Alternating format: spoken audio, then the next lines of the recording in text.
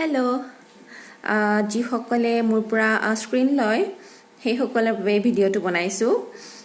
প্ৰথমে স্ক্ৰীনখন কেনেদৰে ইউজ কৰিব সেইটোৰ ওপৰত ভিডিঅ' চাই থাকিব ভিডিঅ'টো। আজি একেবাৰে ফাৰ্ষ্টৰ পৰা দেখুৱাম, একদম ফাৰ্ষ্ট ষ্টেপটো। যিসকলে নতুনকৈ কিট লয় স্ক্ৰীনখন এনেকুৱা হৈ থাকে আৰু এইখন ডাবল স্ক্ৰীন হয়। মই এফালেও টেপ লগাই লৈছোঁ। কেতিয়া অকণমানো যদি মানে লিক হয় ন, কি হ'ব, কাপোৰখনত লাগি যাব। সেইবাবে মই দুইফালে এনেকৈ টেপ লগাই লওঁ। চাব যাতে এই টেপটো ন স্ক্ৰীন মানে ফুল পাহৰ ওপৰত নাথাকে, এই মাজৰ ডোখৰ যে থাকে তাতে থাকে। আৰু কেনেধৰণৰ এই টেপটো লগাব লাগে সেইটো আগৰ ভিডিঅ'ত আছে। প্ৰথমতে স্ক্ৰীনখন এনেকুৱা হৈ থাকে। ইয়াতে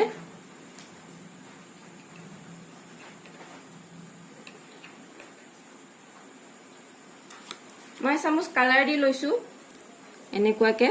আপোনালোকে বাতিও ল'ব পাৰে, মই বাতি লোৱা নাই, অকল এনেকৈ ৰঙৰ পৰা উলিয়াইছোঁ আৰু স্ক্ৰীনখনৰ ওপৰত দি দিছোঁ। একদম ফাৰ্ষ্টতে কাপোৰত কৰি নিদিব যদিহে নতুন স্ক্ৰীন হয়।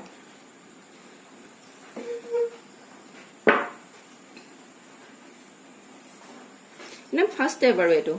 তাৰপিছত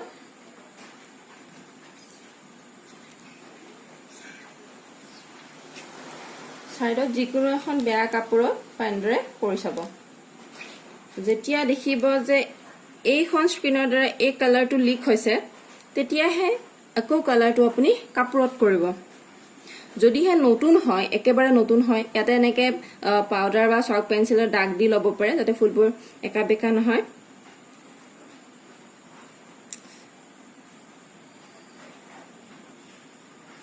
এতিয়া মই স্ক্ৰীনখন সমানকৈ বহুৱাই ল'ব। স্ক্ৰীনখন এনেদৰে।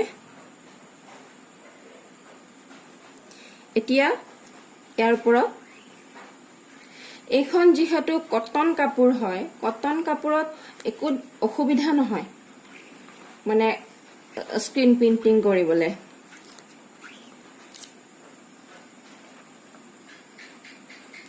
এইপা হ'ল।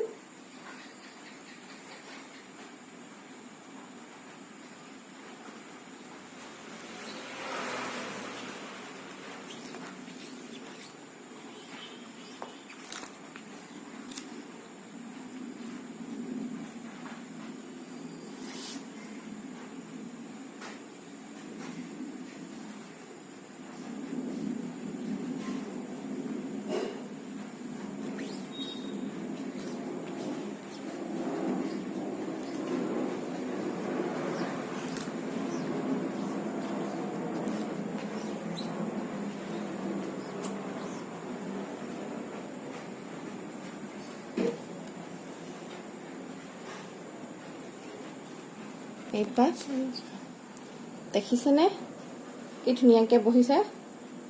আৰু তলত এনেকুৱা ধৰণৰ পেপাৰ বা মই এখন পুৰণা বেডশ্বীট হয়, বেডশ্বীটখন দি লৈছোঁ। আৰু এইখন হৈছে মানে বেডশ্বীটখন কালাৰ কৰোঁতে এনেকুৱা হৈ গৈছে। আৰু এইখন হৈছে কটন কাপোৰ, এনেকুৱা ধৰণৰ হৈছে। নতুনসকলে পেঞ্চিলেৰে বা চক পেঞ্চিলেৰে বা পাউডাৰৰ সহায়ত অকণ পাউডাৰ লৈ পেলাই এনেকৈ দাগ দি ল'ব পাৰে ক'ত ফুলপাহ বহাব। পটককৈ মানে কাপোৰত বহাই দি নিদিব। এতিয়া এইখিনি চাওক।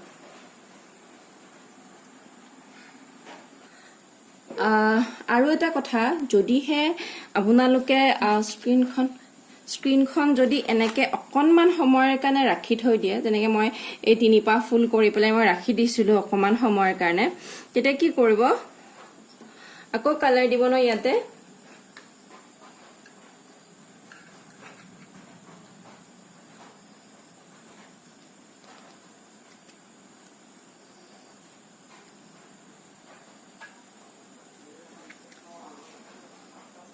ছাইডত এই কাপোৰখনত মানে এবাৰ কৰি চাব, যিকোনো কাপোৰতে হওক, পেপাৰতে হওক বা কাপোৰতে হওক,